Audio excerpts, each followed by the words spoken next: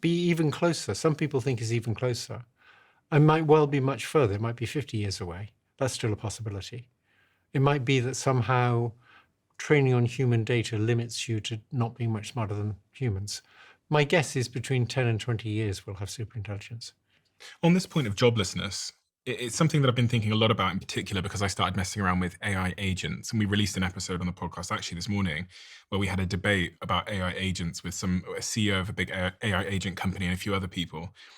And it was the first moment where I had, no, it was another moment where I had a eureka moment about what the future might look like. When I was able in the interview to tell this agent to order all of us drinks. And then 5 minutes later in the interview, you see the guy show up with the drinks. And I didn't touch anything. I just told it to order us drinks to the studio. And you didn't know about who you normally got your drinks from. It figured that out from the web. Yeah, figured it out because it went on Uber Eats. It has my data, I guess. And we put it on the screen in real time so everyone at home could see the agent going through the internet, picking the drinks, adding a tip for the driver, putting my address in, putting my credit card details in. And then the next thing you see is the drinks show up.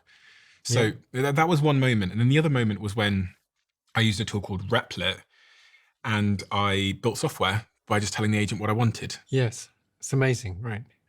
It's amazing and terrifying at the same time. Yes. Because... And if it can build software like that, right? Yeah. Remember that the AI, when it's training, is using code. And if it can modify its own code, then it gets quite scary, right? Because it can modify itself. It can change itself in a way we can't change ourselves.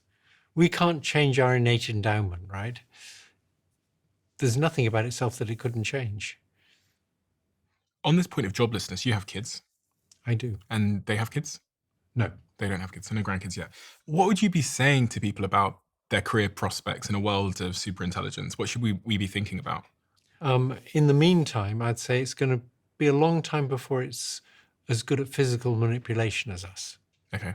And so a good bet would be to be a plumber.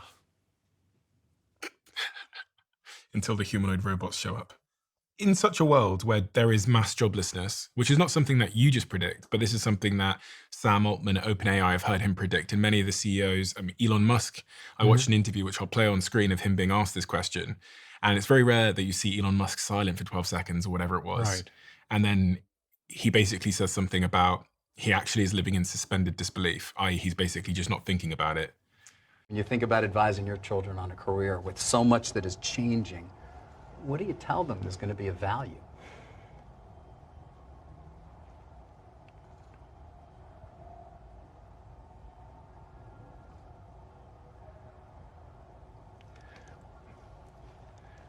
Well, that is a tough question to answer. I would just say, to sort of follow their heart in terms of what they find interesting to do or fulfilling to do. I mean, if I think about it too hard, it frankly can be dispiriting and demotivating. Because, I mean, I go through, I've put a lot of blood, sweat, and tears into building the companies, and then I'm like, wait, well, should I be doing this?